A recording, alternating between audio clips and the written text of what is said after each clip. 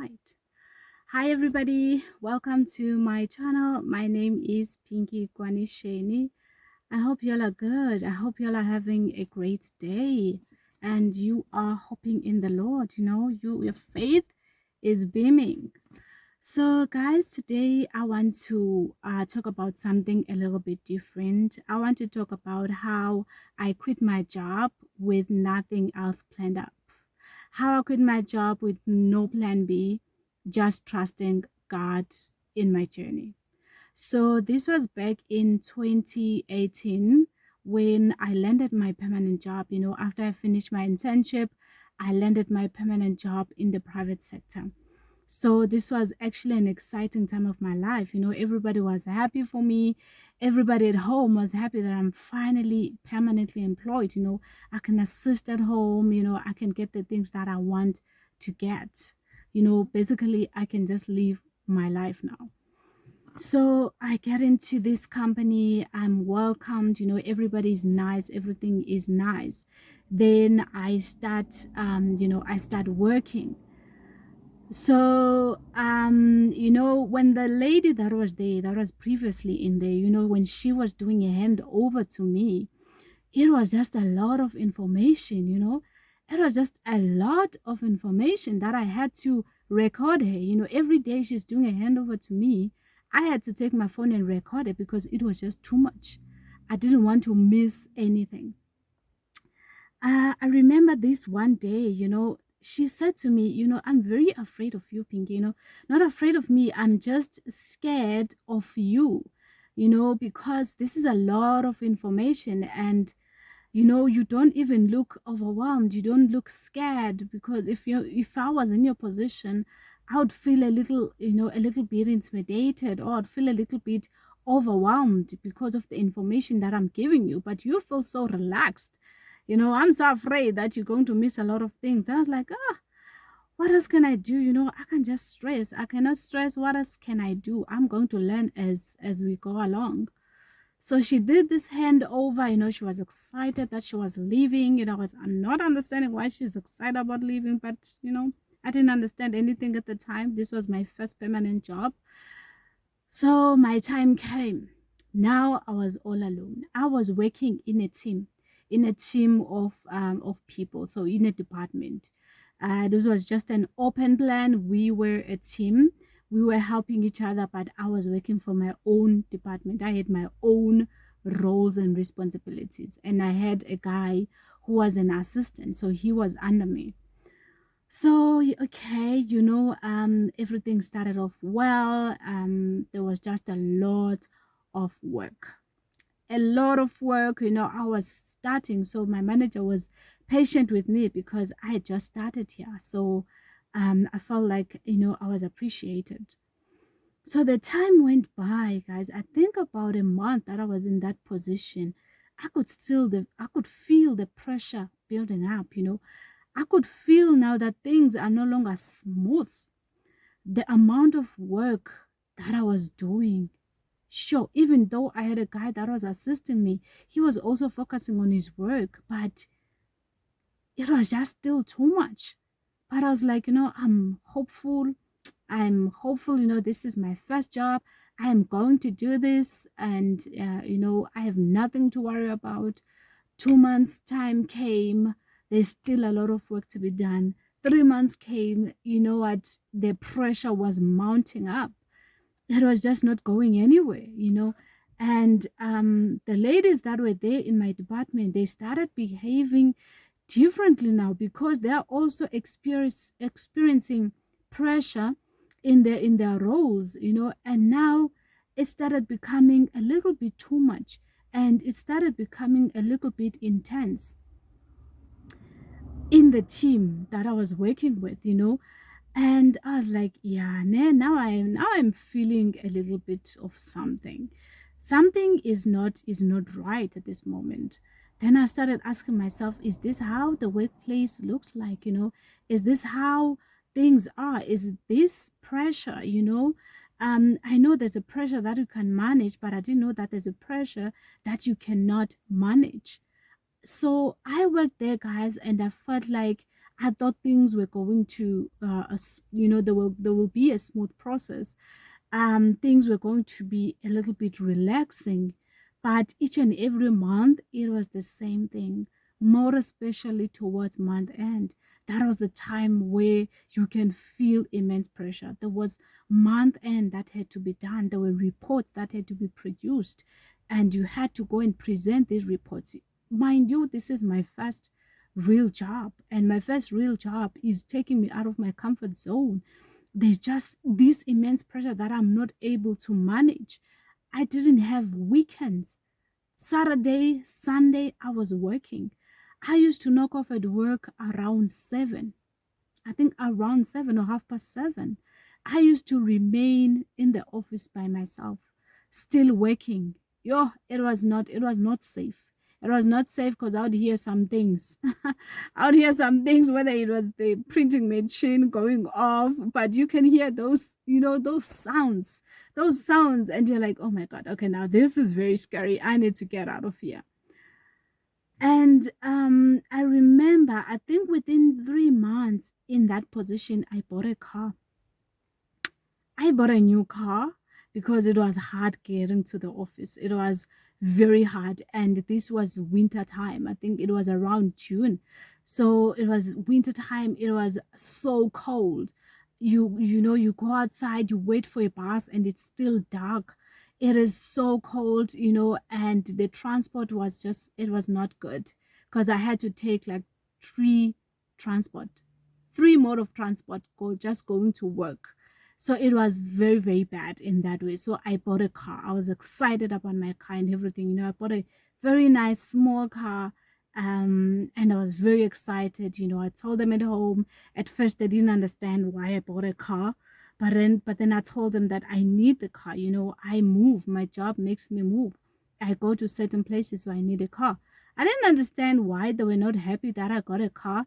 So I didn't understand when were they going to be happy. At what level did they expect me to get a car? Maybe they didn't want me getting a car because it was too early in my job. I just didn't know. I didn't get the reasons. I didn't even ask what were the reasons, but they were just not happy about it. But then, guys, I moved. I stayed in that company. I remember that the pressure just didn't stop. It kept on mounting, it kept on climbing, it kept on going higher and higher. I remember now, I think within 6 months of me being in that position, it was just becoming too much. The environment, it started becoming toxic. Toxic in a way that the people that I was working with, they were no longer good now. They were no longer good. They started treating me in a certain way, because I am just too nice. I'm too nice for these people. I am too nice for this environment. It felt like now it's not an environment of nice people. It's not an environment of cool people. It's an environment of people that are thriving, people that are working under pressure, people that are pushing, people that are don't care, they don't have a life and they don't care about having a life. This is their work. Now, if you don't perform, you are affecting them. So now they are angry at you. It came to that point because during month end, we would produce reports as a team. So if they're not happy about my report, now, they would not even help me. It used to be very bad, guys. Like, I didn't have any help. And micromanagement started to take place. The manager started telling me that he needed to see what I do on a daily basis. I needed to put all my tasks, all the activities on a daily basis on a calendar. The calendar that I needed to produce a shared calendar where he can see exactly what I do every hour. Every hour I need to put, this is what I'm going to do. This hour I'll be doing this. This hour I'll be doing this. This hour I'll be doing this until 4:30. I was like, what? Okay. So I started doing that, guys. I started putting my work that each and every hour, this is what I'm doing. Every hour, this is what I'm doing. Every hour, this is what I'm doing. It was bad. It was bad. Guys, I kept motivating myself because I needed the job. I kept motivating myself. I kept trying to find ways to improve, find ways to better manage my work, but it was not manageable. Each and every day it was worse. I don't even remember having better days at all.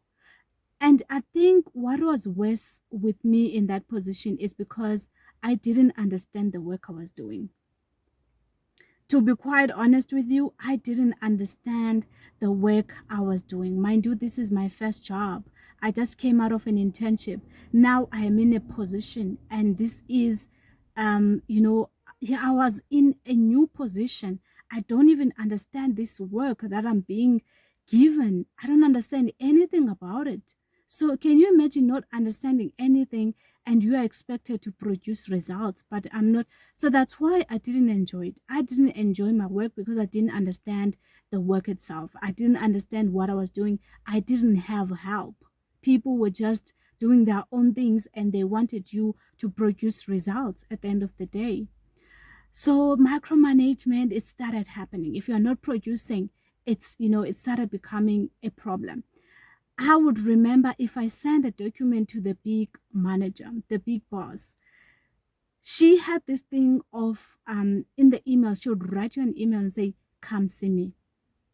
Everybody was so scared of her that every time she would write that email to somebody, say, come see me, Pinky, come see me, you would feel, you would feel, oh my God, you would get so scared, guys, like so scared. You would actually feel sick at that time.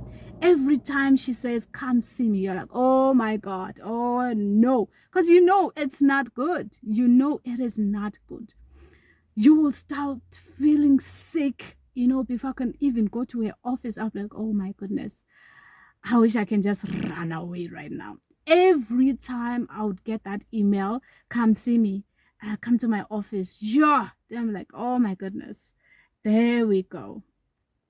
So they never created the environment for you to learn, for you to improve. But instead, you got so scared of facing the manager. You are so scared of facing the big manager. You not go and sit in a table when she says, come and see me, and then she'll tell me, this is wrong, this is wrong, this is wrong. You get intimidated just by seeing her face, because it's not a pleasant face. It's not a welcoming face. So, guys, like I had the worst time of my life. I had the worst time of my life. I didn't enjoy that environment. Everything about it was bad. Everything just did not align to the vision that I had, did not align to the goals that I had about my life. I felt defeated. I felt unmotivated.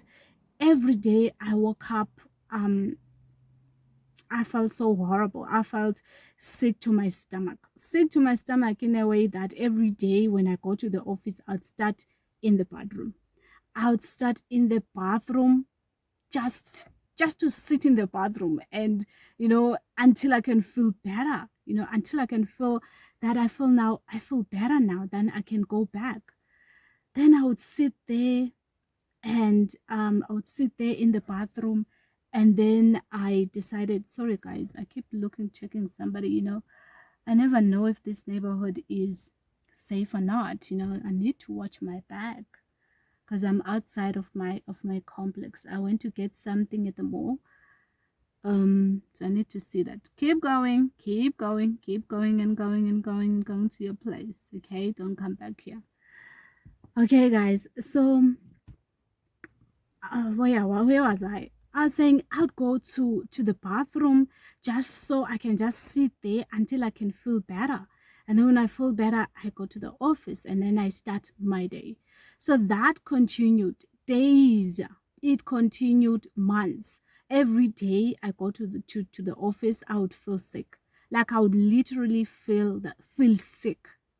And I felt like, oh my God, this is not good. There's no way I can feel like this every time I'm going to the office. I would start in the bathroom during breaks, during lunchtime or breaks. I'd go to the bathroom and just sit in my bed and lock myself in the bathroom and like be like, God, where are you? God, I need you right now. I cannot take this. This is just too much for me. This job is making me feel sick. Um it got to a point where I was like, you know what? This is not it. This is not it. And what made it worse was if I don't go to work, if I miss one day of work, child, the next time you go to work, it's going to be flames. If I miss one day or 2 days, if I take 2 days or something off of work, by the time you go, so it used to be very difficult for me to go back. I would be so demotivated. I would not find the strength, the courage to go back to the office again because I'm thinking, oh my God, I am going back to that environment. I am going back to that misery. Mind you, it's just 2 days of off. But I feel like, oh my God, I cannot face the people there. I cannot face everybody there. It got to a point where I was like, you know what, this is not working for me. This is not working for me. Mind you, during this time, I am applying. I'm sending applications each and every day, but nothing was happening. I only got one interview during that time, and they didn't take me in that job. Remember, I'm going to an interview while I'm in the office. I had to go to the interview during lunchtime. Like, who does that? You know that it's very tough when you start doing that. So it got to a point where I was like, God, I cannot take this anymore. This is too much for me. I cannot breathe in this environment. I feel sick each and every day. I feel sleepy, like I'm sleeping in the car on my way to the office because I couldn't sleep last night. I worked until 10, I worked until 11 in the evening because I had to finish work. And I didn't even finish this work. It's still not finished. So it got to a point where I was like, God, this is too much. This is just too much. It cannot work like this. It cannot continue like this. It's no longer now about the work. It's about the environment itself. It is just not giving. There is nothing good about this environment. It is demotivating me. I am discouraged. I am feeling sick every day. Nothing is working right. I was like, Jesus, I am giving up. I am giving up. I'm rather start afresh. I rather start my life from scratch. But God, I am trusting you. There is nothing else I can do at this moment. So I remember I left that job in February. February on my birthday, the 28th. I didn't even go to the office. I don't remember what happened, but I didn't go to the office on that day. I didn't go to the office. I had my laptop with me, but I didn't even work at home. I just decided I'm not going to go to the office. It was so demotivating that I had days where I just didn't go to the office anymore. So on this day, I didn't go to the office. And then I woke up, I did everything of myself. For the first time, I felt so relieved. I felt this relief, just one day of not going to the office, of not doing anything. Oh my God, it was so beautiful. It was so beautiful. Then I went to the office in the afternoon, just when I knew that the managers are not there anymore. So I went to the office, I think around 4, yeah, 4 in the afternoon. I just went to the office just to type the resignation letter and then hand over the laptop. I didn't even hand over my laptop to anybody. I left it in my desk, exactly at my desk. I left the laptop there, the access card there. I wrote the resignation letter. I sent it to the big manager. I left, and that was it. I was gone on the 28th of February, on my birthday. I left. I never turned back. I got back home. I started making arrangements. Remember now, uh, the reality kicks in. I just left the job. I will have no income. I will have no income. How am I going to pay for my expenses? How am I going to pay for the apartment that I stay at? How am I going to eat? How I'm not going to be able to afford anything. Here I am. I have a loan. I had a loan because I was helping at home. I had a loan. It was not too much. I had a loan. I had a car that I needed to pay. I started making arrangements with the banks. How about I pay half of the installment that I'm paying for the next 3 months. so that we can see what happens. But I was willing to just let the car go if it reached that point, because there was no way that I would have stick it out, and stayed in a job that caused nothing but misery to me. So I did that. I made an arrangement with the bank to pay only half, and they accepted it, and that was just it. My journey now began from there. I started seeking God like I've never sought God in my life. I started praying to God. I was like, God, you know my situation, Father. I am in a place right now where I don't know what is going to happen. I have no income. I have nothing. I have nobody that I'm relying on. I only have me. God, it's only me and you from this moment onward. I have nothing else that I'm relying upon. So, God, please help me, Jesus. Please help me, God, in this journey. I started seeking God day and night. I started praying to God day and night. Just like I said in my previous video, I think I prayed more than 4 times because I needed to see something happening in my life. I needed to see God move in my life. I was like, God, I am trusting you. I don't know if what I did was the best or was the worst decision of my life, but Father, I am trusting you in this season that God, I will get the job that I deserve to get. I couldn't take that environment anymore, Father. I know, God, that you have made me to learn. I learned whatever it is that I was supposed to learn. I was only in that company for only 8 months, guys. Only 8 months, and then I reached my breaking point. So I started seeking God. I started journaling. I started writing things down. I started writing my feelings down. I started writing the job that I was desiring. I started writing everything that was happening around me during this time of waiting for God. I started sending applications day and night.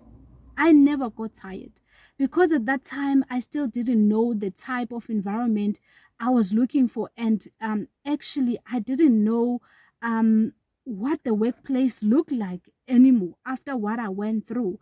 But I was praying, God, please don't give me something similar to what I went through. Please give me another position. It doesn't matter whether this is in the public sector or in the private sector, but please don't give me something that I went through because I cannot take that. I started praying to God, guys. I started praying like a crazy person. It didn't matter how many times I prayed in a day, as long as I was satisfied that He heard me. As long as I was satisfied, He heard my cries. So I started becoming so alone, I was so alone during this season. I had nobody to go to, I had friends, but my friends were they were in Pretoria during this time, and I was in Jersey, so I was not that close with my friends, but they would check up on me. But they were working during this time because they were in the public sector. They had no reason to leave. I was the one that was suffering during this time. So I remember telling my friend when she was complaining about her workplace, I was like, you have no idea what is out there. If I were you, I'd be so grateful of where I am. Where we are suffering. It's nothing but pain, miserable, toxic environment, toxic people. So I think where you are blessed to be where you are. So I was like that, I was fighting, I was pushing day and night. I was trusting God that even though it looks like my finances, the little savings that I had were running out, I trusted God.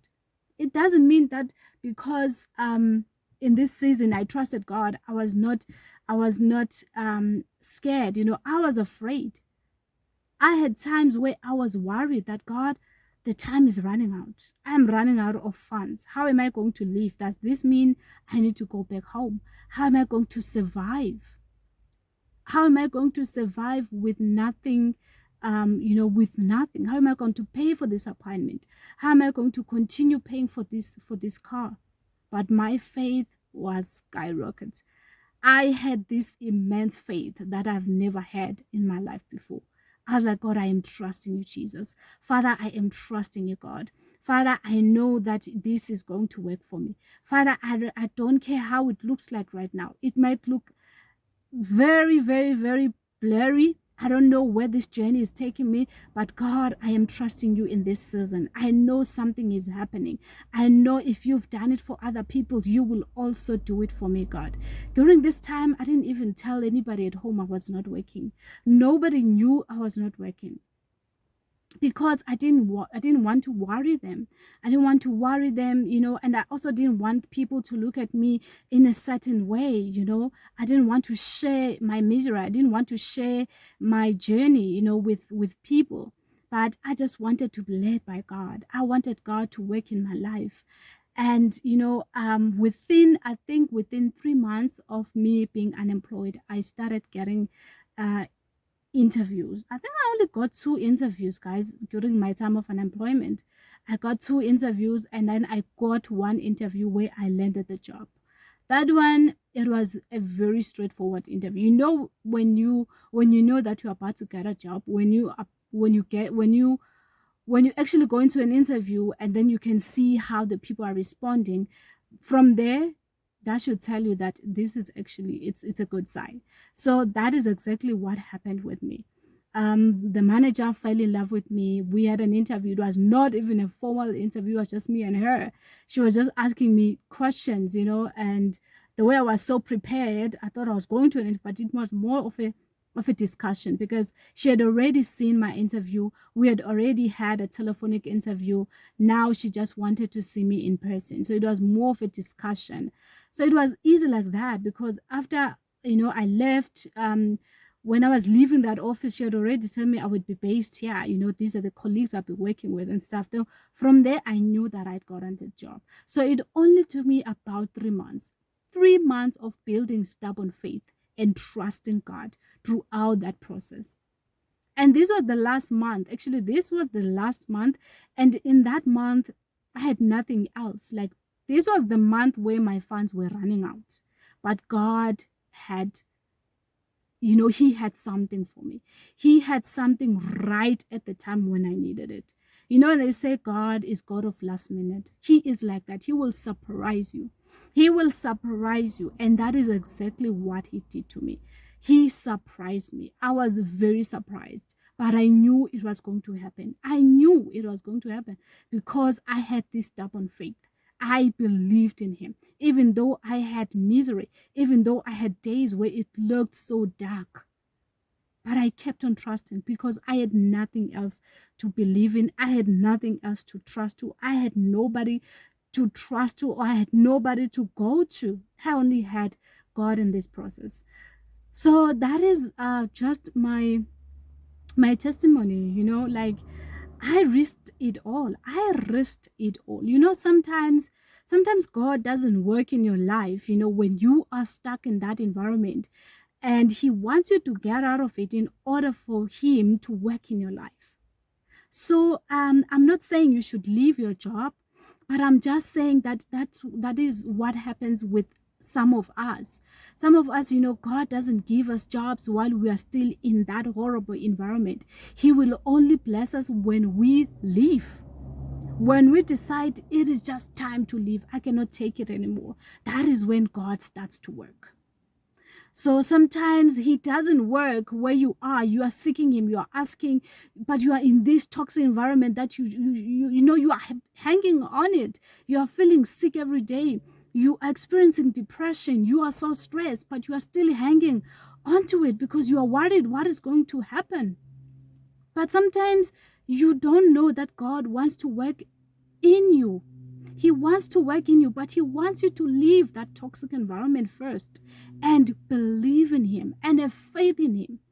That God, I'm leaving this job. I don't know what is going to happen, but I'm trusting you, Father. You know exactly what I need.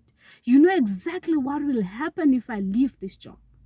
But I choose to believe you in this time. So that is exactly what happened with me, guys. I was miserable. But I trusted Him. I had faith in Him that He will do it at His own time. Okay, so guys, that is all I have for today. That is just all I have for today. I hope this video encourages somebody that is going through a tough time. I know, please believe in him. Please believe that he's going to do it. If he had done it for me, he will surely do it for you. I know it gets very tough. I know the situation you are in. I know the feeling that you are having, but keep trusting him. Pray without ceasing. Pray to him. Ask for him to guide you. Ask him if he wants, if you should leave where you are, or ask him while you are there to please give you something that is better. Okay, so guys, that is all. I wanted to share this testimony. I made a promise to God that I'm going to share, because if I keep quiet, I'm not going to be able to help somebody that is out there that is needing help at this season of their life. So please keep on trusting God. Please keep on praying, keep on applying, keep having faith, even though it looks dark. But trust in him. Have faith that he is going to take you out of that situation. So, with all of that being said, I hope you are encouraged and I hope you get strength. I pray that God will give you the strength that you need. I pray that God will give you the desires of your heart. I pray that God is going to take you out of your situation. I pray that God will bless your life abundantly, that he will do exactly what he said he will do. I pray that if he remembered me, he's going to remember you. I pray that you do not feel demotivated during this time of need, and that you will seek him, and that you will trust him, and that you will know that he loves you. He loves you. Okay, all right. Okay, guys, without repeating myself, please take care of yourself and trust that God is going to do it, and I'll see you on my next video. Thank you so much for watching. Please don't forget to like. Okay.